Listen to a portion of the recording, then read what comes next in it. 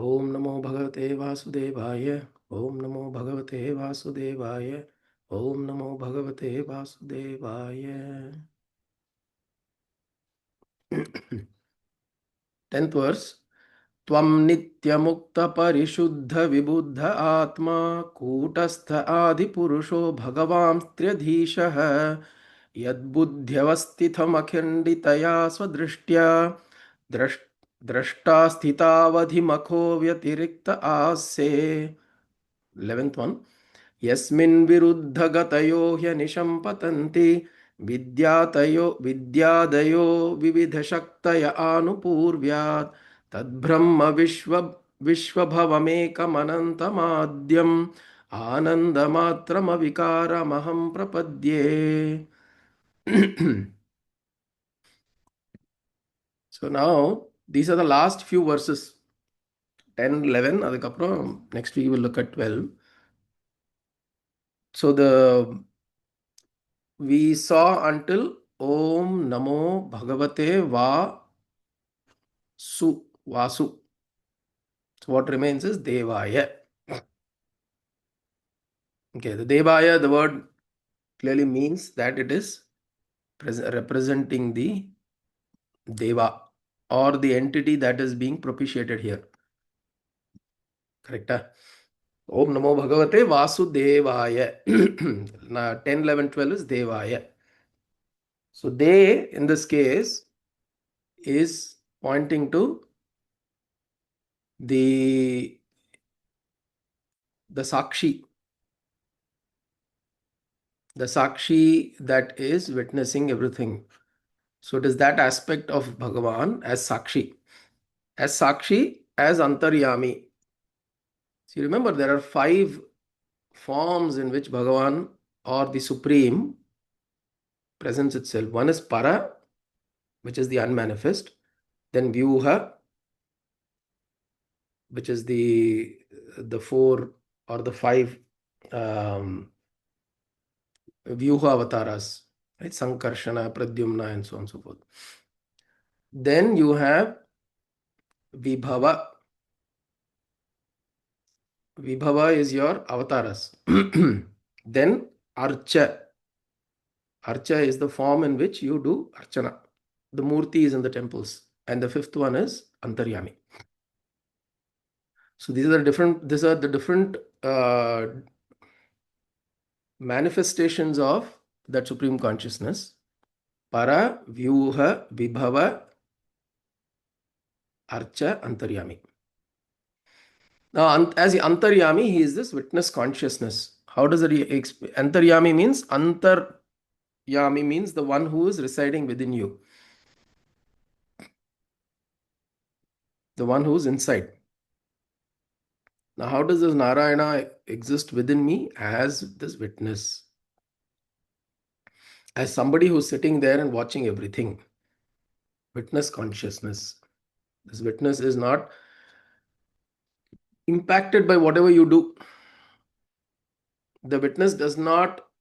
In the Mundakopanishad, there is this reference made to 2 birds. If you remember, those who have studied the Mundakopanishad, there is a reference made to 2 birds. One bird is sitting on a lower branch, and there is another bird that's sitting on a higher branch. The one on the lower branch is the bird that is going around trying to eat different types of fruits on the tree. It is going and pecking on a fruit, and then it finds it sweet. Then it's nicely eating it, and then goes looks for another fruit. Suddenly it finds a sour fruit or a bitter fruit that comes into its mouth. Then it spits it out, and then it does not go in that direction, and then goes another direction and tries to look for a sweeter fruit. So this is what the second bird keeps doing, or rather the first bird. There's another bird that's sitting on a higher branch. It's perched on a higher branch. All that it does is just watches this other bird. So the Mundakopanishad explains the idea of Jivatma and the Paramatma. The relationship between the two is like that. The Jivatma is going behind experiences. The Jivatma means I. The personality that I know of myself is I. This name, this form, this identity that I carry. This I is going behind experiences. It is wanting one experience after the other. It gets an experience, it likes it, and it wants more of it. Then it finds an experience which is not, it's unpleasant, it is not good, it doesn't feel good, then it comes away from that experience. So raga dvesha, it tries to look for experiences that are joyful and fun and gives it satisfaction, and tries to stay away from that which causes harm. But there is this antaryami who's sitting inside, all he is doing is just watching. Visualize this whole thing, that is, and if you really believe this is true, Upanishad is saying, and then Dhruva is saying, Dhruva Maharishi is saying, and somebody is saying, and there is an antaryami. But there have been people who have been able to be in touch with that antaryami.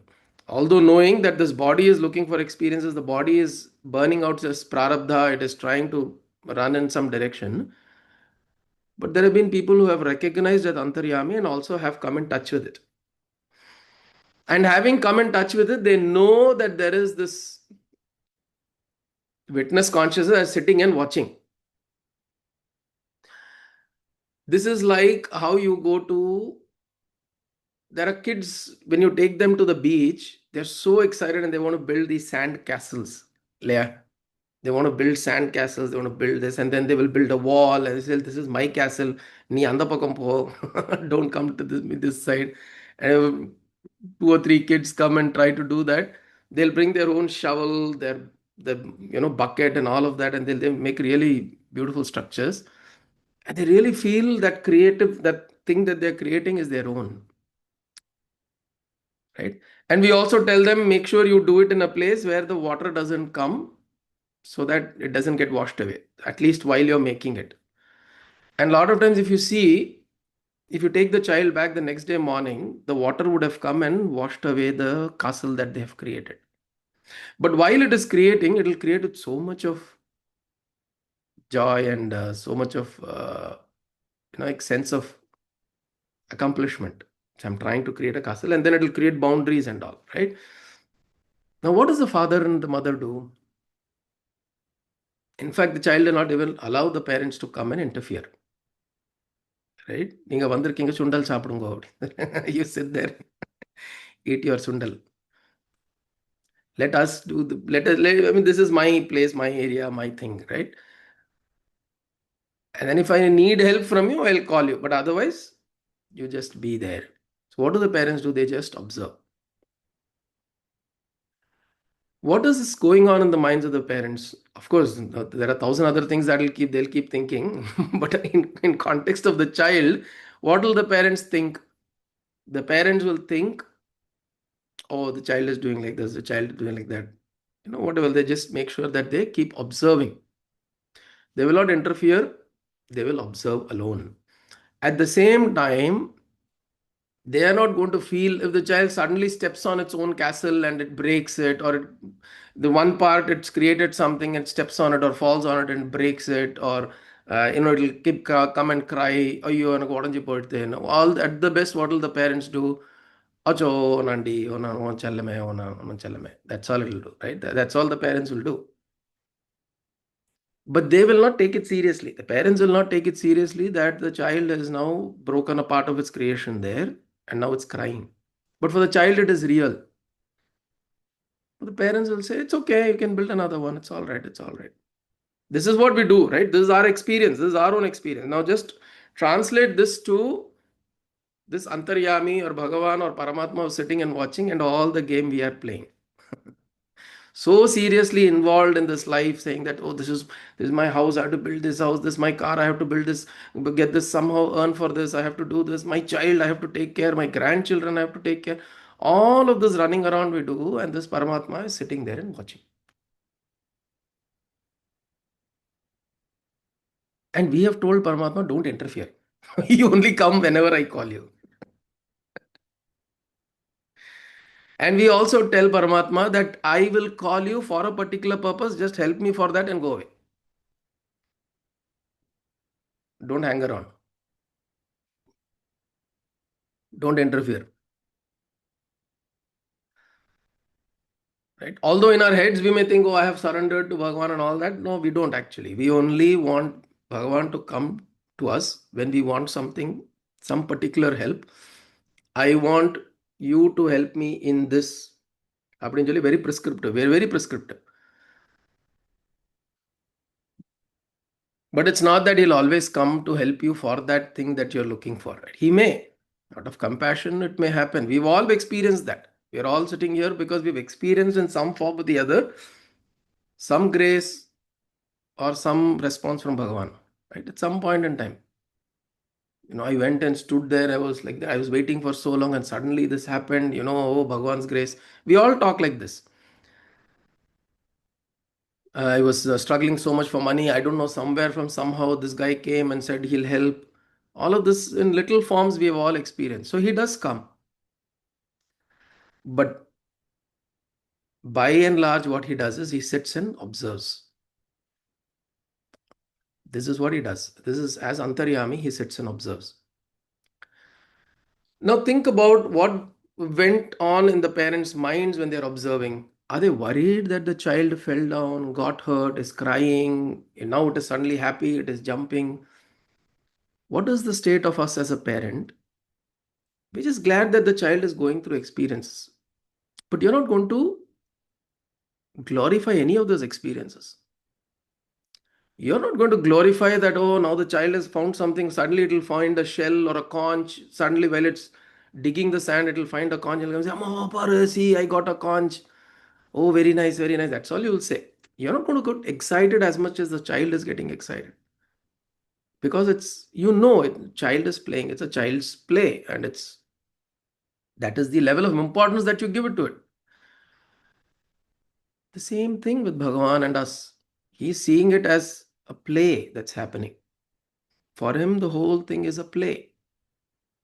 Lalita, she's Lalita, Lalita Tripura Sundari. We call it Lalita Tripura Sundari. In the three worlds, all she's doing is Lalita. She's just playing. And when this play is happening, he or she is just sitting there and watching and observing. And whenever you go and you jump with joy, you're like, okay, okay. And when you go and cry, also, okay, okay. Why can't we take this? Imagine the same experience when we do this with our children. It's the same thing. Remember that then if we take Narayana as your father, Parashakti as your mother, it should be the same thing. If we take yourself as children, as their child, then we should understand that they're also playing the same role. They're sitting and observing. Why? Because they know this child is just playing. Avasyamilla. See, what the parents may also think sometimes is that why do you like 2 hours I had to pakam? We have to go home. Enough of playing. What does the child do? It resists. It resists because it wants to continue playing. But yeah, now sun is going to set, it is going to become dark. No, no, no, no. You got your torchlight, right? Put a torchlight, I'll still continue to play.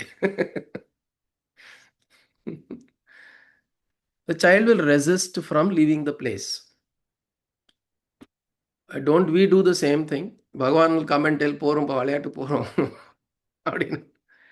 We don't stop. We want to continue playing. We want to continue getting hurt. We want to continue feeling joy. We want to continue feeling all these different experiences. And then we look at Bhagavan himself saying, why are you putting me through so much misery? I told you enough, come, no? But you want to continue playing. What can I do?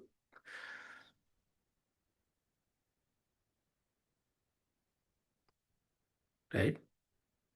And that is where Bhagavan, and you look at this, many parents also, they allow that free will to their children. Now, many bhaktas will say, why should Bhagavan allow my free will?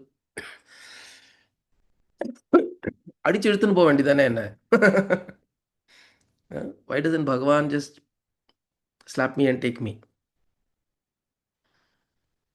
But that is the free will has given you.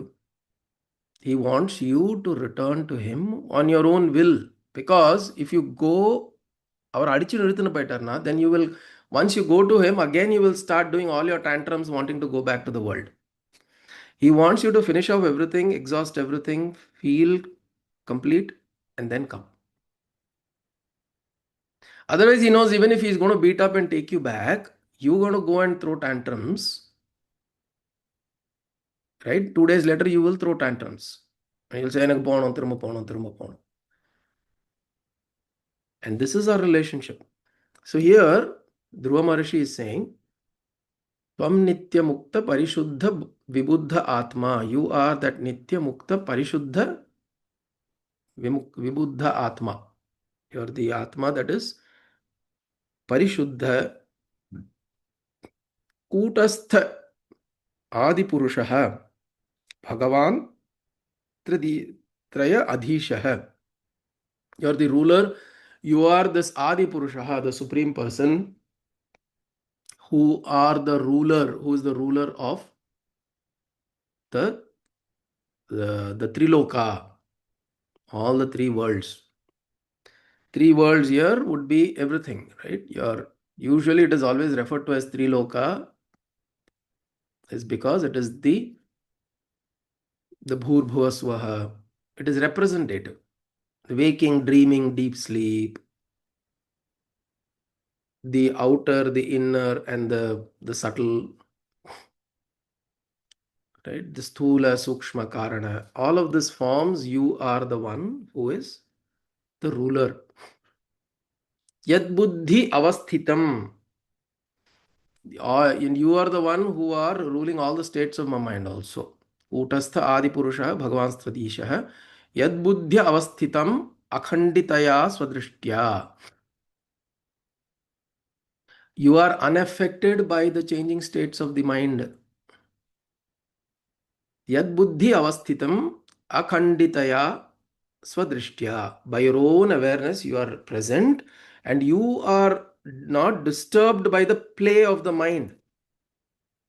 Within me, you exist at this antaryami, and you're seeing all the play of the mind, the intellect, the emotions, the thoughts, the feelings. All of this game you are seeing, you are unaffected by it. Akhanditaya, unbroken. Drishta, you are the drishta. Sthiti avadhi makhaha. And you preside over the whole cycle of creation, sustenance, dissolution, and you remain distinct. You abide and you remain distinct. Vyatiriktaha. Vyatiriktaha is to remain distinct, separate.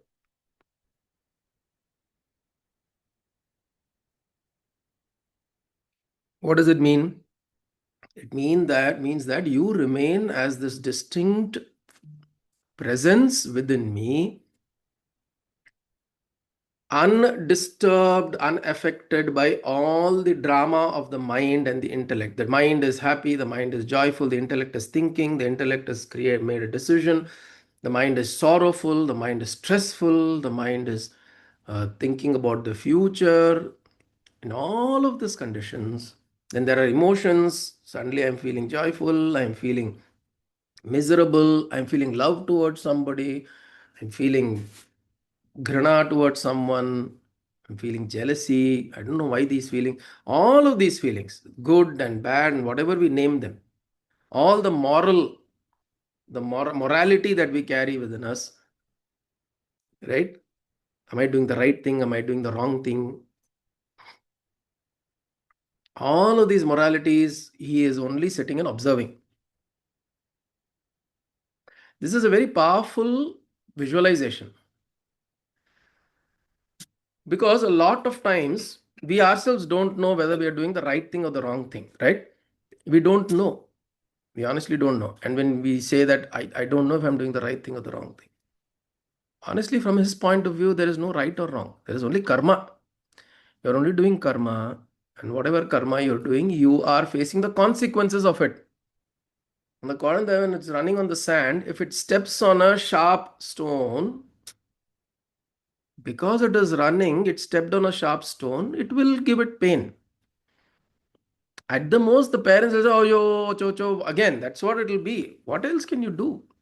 What else will the parents do? Nothing.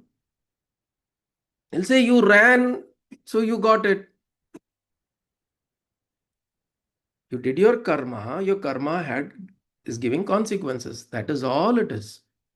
There is nothing right or wrong or good or bad about this. The right, wrong, good, bad is all morality that we've created in society so that we can operate with each other. Today, if I feel like I get up in the morning and I feel like I want to slap somebody and I can go and slap someone,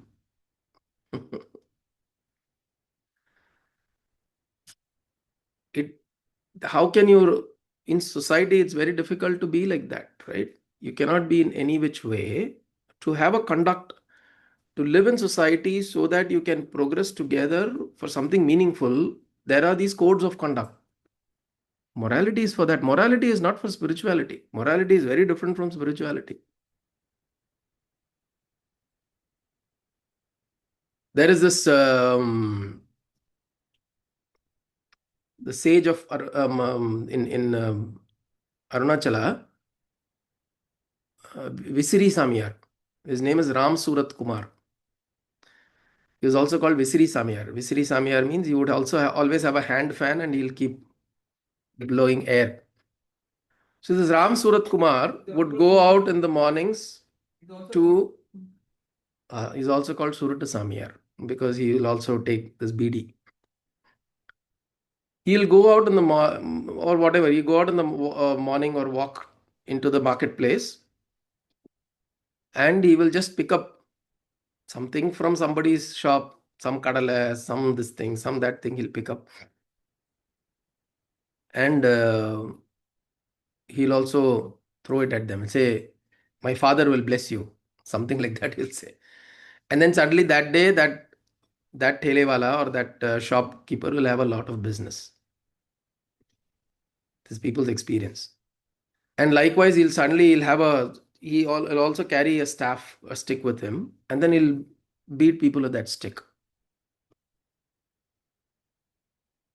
It'll seem awkward. But then later the guy will come, oh, I was having this particular pain, I was having that issue that got resolved. There are testimonies of people doing that.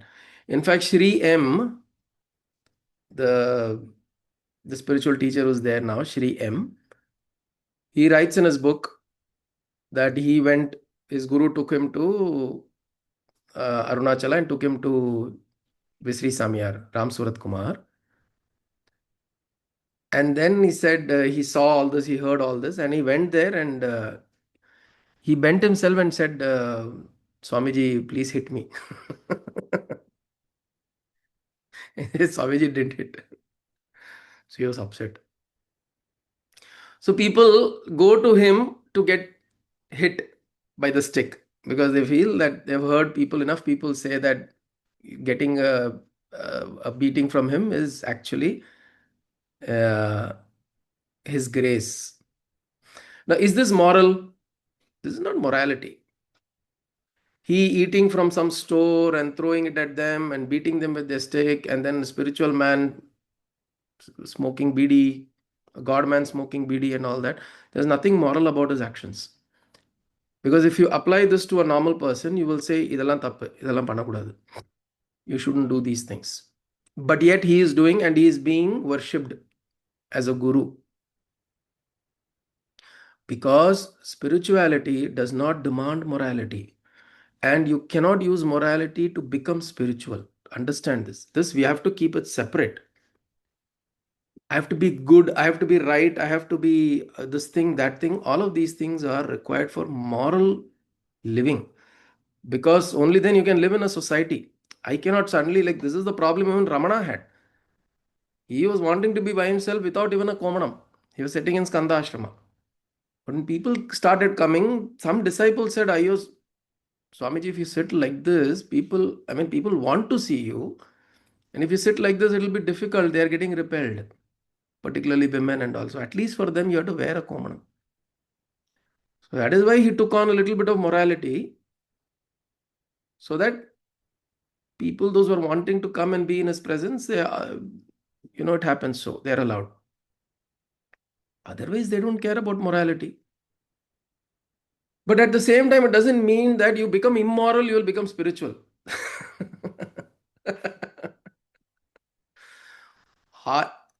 The way you cannot use morality to achieve spirituality, you also cannot use immorality to become that. Morality as a constraint should drop when spirituality becomes your core, right? Spirituality becomes your core, morality will not hold sway, it will not become an important thing in your um, you'll not be driven by morality so much so, and you'll not judge also. You'll not judge people as right and wrong. So, what are we coming back to? I'm saying when we start looking at things as right and wrong, this is where we become a little stuck. Because this Antaryami who's sitting there does not judge you based on right and wrong, does not judge you based on morality. Because actions that you do will have a consequence. That's all it is. That's all morality is about. Actions will have consequences. Whatever action you do, you will have a consequence.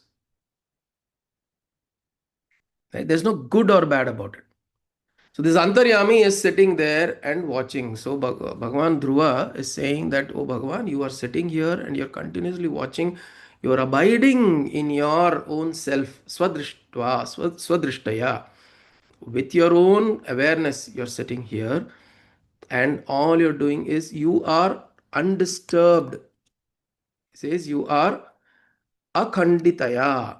You're undisturbed by all this nonsense that I do. I means here the Jivatma, the mind, the intellect. You are sitting there as a silent witness. Now, can we touch that silent witness? Yes. Bhagavan is sitting there as Antaryami. Can I access that? Yes. He says, you are inside me only. I can access you as Antaryami within me. I don't have to always go to the temple. I don't always have to do Archana and Puja.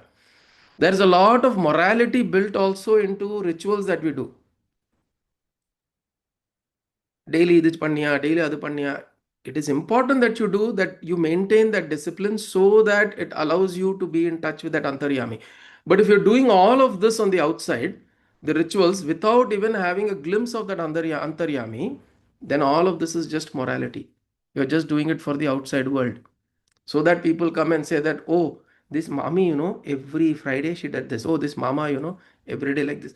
People will come and glorify and say great things about you, but you have not touched that antaryami, it will not mean a thing, right? So that is the Vasudevaya, the they.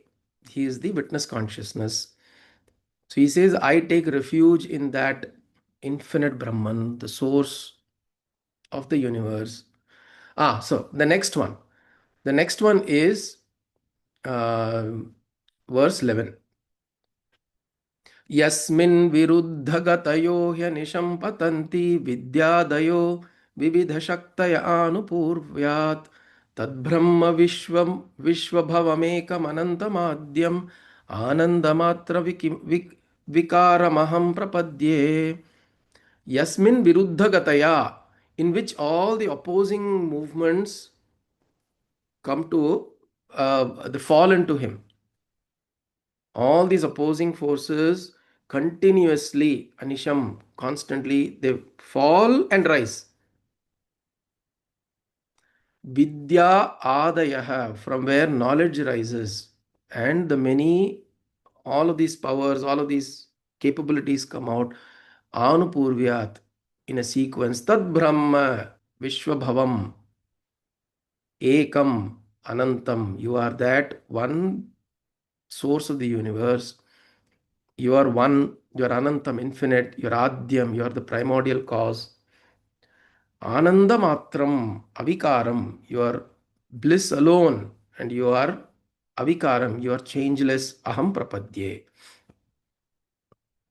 I now bow down completely in surrender. I take refuge into this one Brahman, this one changeless, the single principle that is existing, which is pure bliss. Right? So this is into which everything dissolves and merges and rises and merges and falls and is created. All of that happens.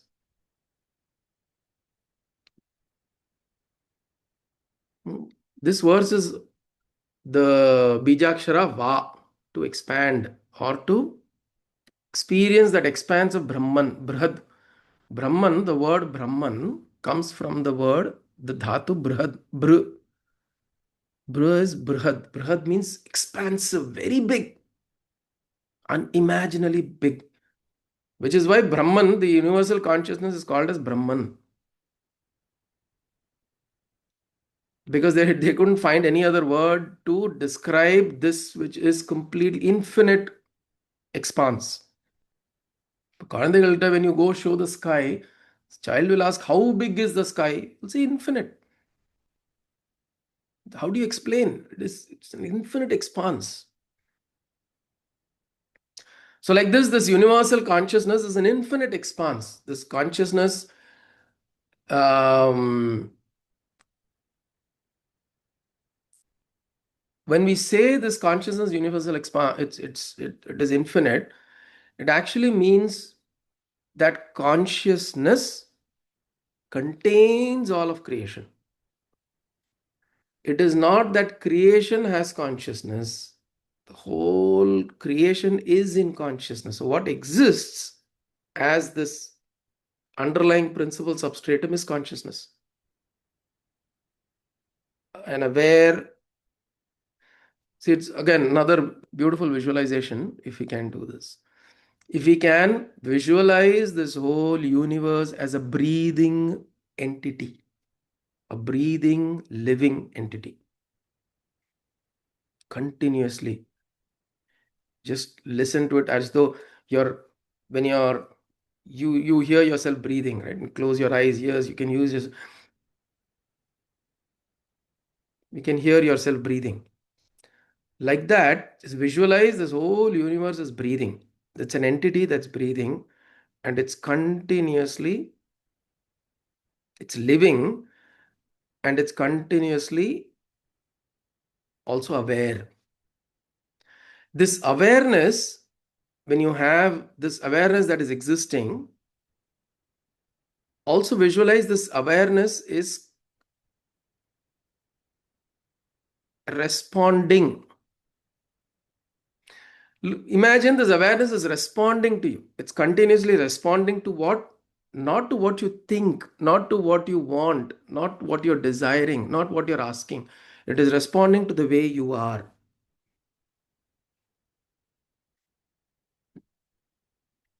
Just think about, so when you visualize this whole universe as this being that is there, this Purusha, this Mahapurusha, Purusham Mahantam, whether male, female, whatever you want to think. But think of it as an entity which is the supreme entity that's just, it's living, it is aware. This is why um, the visualization of Narayana in the Kshira Sagara is also beautiful. Because he's sleeping, he's lying down, sleeping. All he is doing is breathing, sleeping. When a child sleeps, or anybody you see sleeping, when you see them breathing when you're sleeping, it's so rhythmic. Right? You look at their stomach, you will see the breath going in slowly, coming out slowly. It's very, very rhythmic and very slow and very gentle. So, like that, visualize this Narayana or this Paramapurusha is this principle that is existing, it's breathing. Don't have to imagine it as a human being. Just imagine it as a principle. Like the Vayu, the Akasha. It's a principle. And it is responding to your state of being. Your state of being means what? Today, you are in a particular way. If you are feeling anxious within you, it will respond to your anxiety. If you're feeling frustrated within you, it will respond to your frustration. If you're feeling joyful and ananda within you, it will respond to you ananda. Why is the same human being, there are two human beings in the same world, one feels so joyful and living, there are people today who are living joyful, correct? At the same moment you are living miserable, there are some people who are living joyful. Why is that so? Why is that so? Because universe does not respond to what you want. Universe responds to what you are. It's very, very important to understand. Universe does not respond to what you want, your thoughts, your imaginations, your "idu venume kadavule," my desires. No. Universe always responds to how you are, what you are.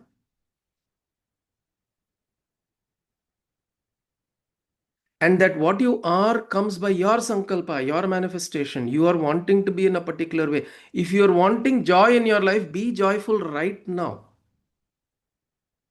Experience, exhibit joy right now. In whatever condition it is, experience and exhibit joy right now. It is not a future tense. Don't expect that 10 things will happen and then I'll be joyful. Which is why we always keep running behind peace, joy. We keep running behind these things because we always see them in the future. And you will never get it because this universe is only responding to what you are right now. Which is why Jiddu Krishnamurti makes a profound statement. He says, the future is now. It's a very profound statement. He explains it in a different way. But it's a very profound statement. You cannot be a miserable person now and expect a beautiful future. Cannot be like that. You have to dedicate yourself to the moment now to say that right now at this moment, am I thinking of Bhagavan? Am I in devotion? Am I in bhakti? Am I in this surrender? Am I feeling joy? Am I feeling this ananda? Right now. You will have times of problems, times of stress, distress, all of that will be there. But bring yourself back to this. I'm not saying that it will come sometime in the future. No. So when this becomes your way, then you will see how universe responds also. Universe respond, it will respond saying that this person he is emanating joy. He's manifesting joy and blissfulness and ananda. And this is what I should also respond to him with. So this verse of Dhruva is very interesting. He says, I take refuge in that one who is the source of all that is the opposing movements of powers that are happening, which is creation, dissolution, sustenance. It's all arising and falling into this being. Kshirodhanvat Pradeshe Shuchimanavalasat Saikater Moktikanam. You think of that Kshirodhanva in that Kshirasagara, this Narayana, Ananta Narayana is resting, and visualize that we are part of this creation that is coming and falling and dying and rising and all of that. And happening right now at this moment. Not sometime in the future, not in the Bhagavatam book. Happening right now. Right? At this moment, there's so much of chaos around the world. Iran and the US have installed all their ships just to fire on Iran, just waiting, looking for an excuse. Iran is saying, okay, if you do that, I will go and destroy all your bases in Qatar, in Israel, and here and there, and all of that. So much tension. And here we are talking Dhruva Stuti. Somebody looking at a சம்பந்தமே இல்லாம இருக்கேளே நீங்க அப்படின்னு சொல்லுவா. உலகத்துல என்னென்னமோ நடந்துட்டு இருக்கு. But that is what is important. If it comes to your doorstep, you have to act. Something happens, you have to act. Obviously, some bombshell falls, you have to run. Right? You can't be like Nero playing the violin even if the palace is burning. You can't be like that.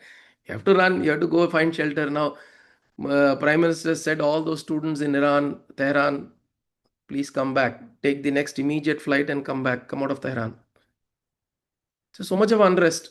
All of this is there. If you have to act, act. But don't think that this is the final ultimatum. This is not the reality. This is not the end all game. These are things that will keep happening. You happen to be in a particular place when this is happening. For example, Mahabharata. They said, oh, so many people died in the Mahabharata. Do we mean to say that there was no household that was running their daily routine when Mahabharata war was happening in Kurukshetra? There were houses. Not everybody was involved. It is a way to say that so much. of destruction happened and so many people were involved and it was a world war. Same thing in world war happened. Weren't people still people there in India sitting down and meditating and having Bhagavad Darshanam? That was happening. This will keep happening, that will keep happening. We don't have to necessarily. So the important thing is all of this keeps happening. What he says is in Narayana, all of this will happen. But you see what you want, not what you want, how you are again. Right? So from what you want, we have to now bring our presence to what I am, how I am. I manifest that reality now. I keep repeating myself to myself that Bhagavan is here right now. The Antaryami is here right now. He's continuously watching. He's continuously this witness consciousness. And he is this para through which everything, in which everything is happening. So I surrender. I bow down to it. I bow down to him. So this vision is important. We'll have to develop this vision continuously. Say that, yes, I am living this daily life, but then there is this beautiful, joyful energy within me, Antaryami. This Bhagavan is within me. How do I experience? It is for our own. There are ways that have been given. We have to find that silent space, go and touch that Antaryami. Because we are so used to activity on the outside, we don't know how to sit and just even touch that. Once you touch it, you know that there is joy, that honey is there. Once you know the honey is there, once you have drunk of that honey, you will not run around for honey outside. We will not. We will go through the experiences, but we know that honey is here. We will always come back to this. So this practice, whenever we do Vishnu Sahasranama. I'm going to chant Vishnu Sahasranama. Vishnu Vishnu காரோ பூத பவே பவத் பிரபு. எத்தனை மணி ஆறுது பார்த்துன்னு அடுத்தது யாரை meet பண்ணும், ஐயோ ஃபோன் எடுத்து பாருங்க அப்படின்னு சொல்லிட்டு இப்படி பண்ணுறது. This will not help you establish அந்த அந்தர்யாமி. அந்தர்யாமி is present, but you need to be present also. நம்ம ப்ரெசென்ட்டாக இருக்கிறது இல்லை. We are not present. Because somebody is told, tell Vishnu Sahasranam every day, it is very good for your health, for your mind and all that, we chant. How much do we sit to understand what Vishnu Sahasranama is, and how do we associate Vishnu Sahasranama with myself? How do you sit down and how do I bring Bhagavan into my conscious mind and sit silently and touch that within me, saying, Bhagavan, you are here. Immediately we should not do, Bhagavan, you are here, can you please make the next thing happen for me? Appadi kadayadu. Should not get into a transaction with Bhagavan. This is our, நம்ம புத்தியே இது மாதிரி தான் இருக்கு. Our buddhi is like always, Bhagavane, oh, you are here, Bhagavan. Yes, Dhruva Maharishi is told you are the Antaryami. அப்படின்னு சொல்லிட்டு அப்புறம் next deal எனக்கு நீங்கள் வந்து கேன் யூ ஹெல்ப் மீ இந்த next deal.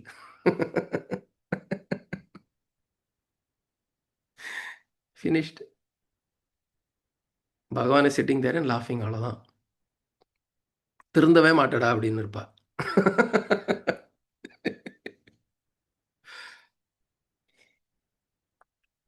So that is important to know that this presence that is here is not to make things happen for you. It is to bring you to that space within you to say that all of this on the outside is a game, it's a play. Everything, the biggest thing that you're doing, the worst thing that you're doing, the greatest thing, the smallest thing, whatever you're doing, you're not doing, it doesn't matter. To this Bhagavan, it doesn't matter who you are. Honestly. And be able to touch that space within. Dhruva Maharishi was not sitting there as a king's son. He was sitting there as a bhakta. When he meant that I surrender to you, literally he meant that. Bhagavan would have come and said, okay, no more kingdom to you, you have to settle in the forest. He would have been okay with that. Are we okay with that?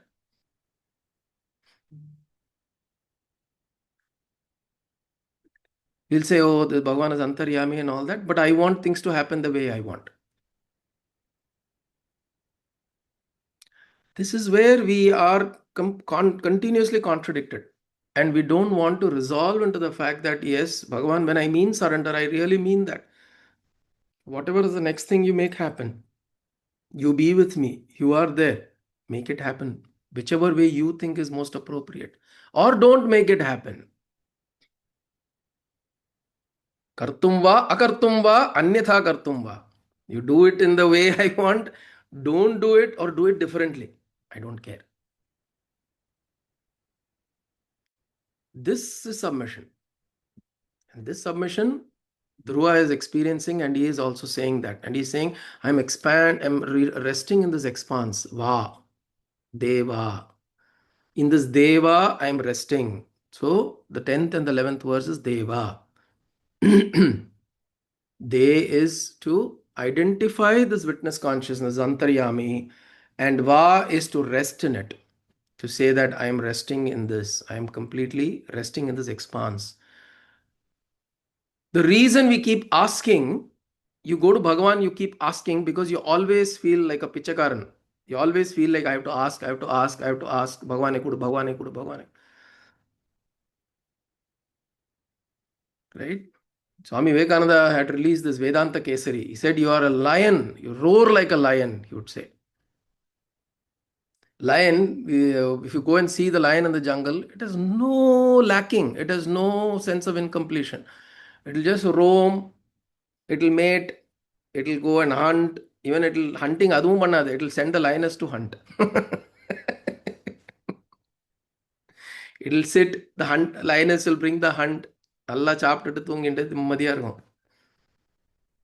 He says, you are that. Why do you feel this incomplete, always going and pichakara mari? You have to go and ask Bhagavan Kude, Bhagavan Kude, Bhagavan. No, say that I am here, I am this, I am complete.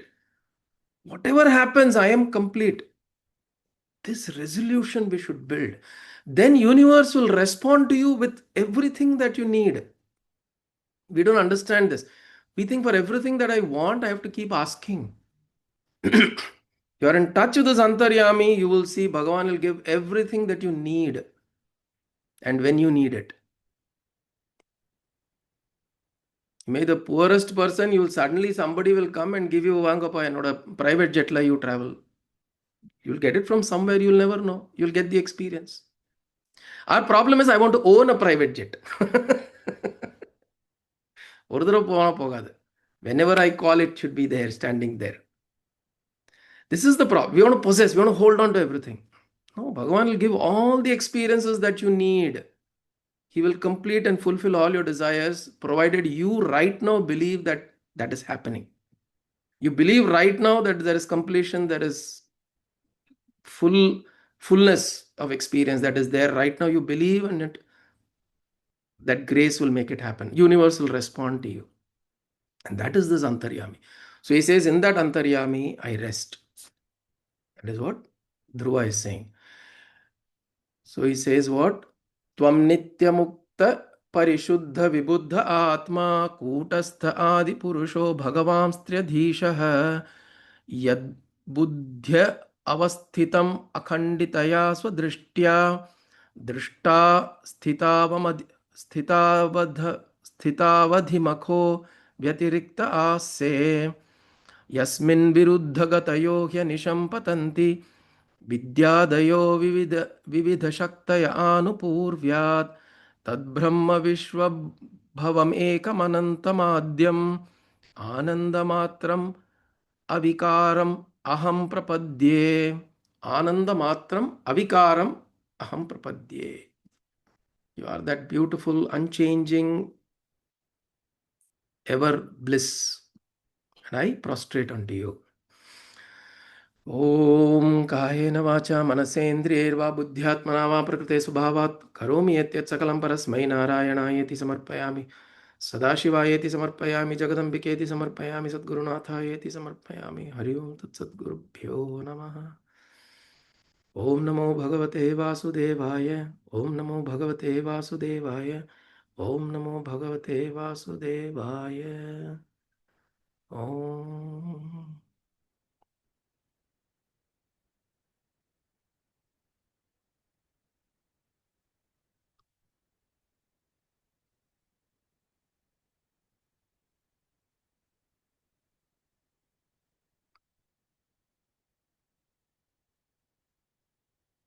Gurudeva.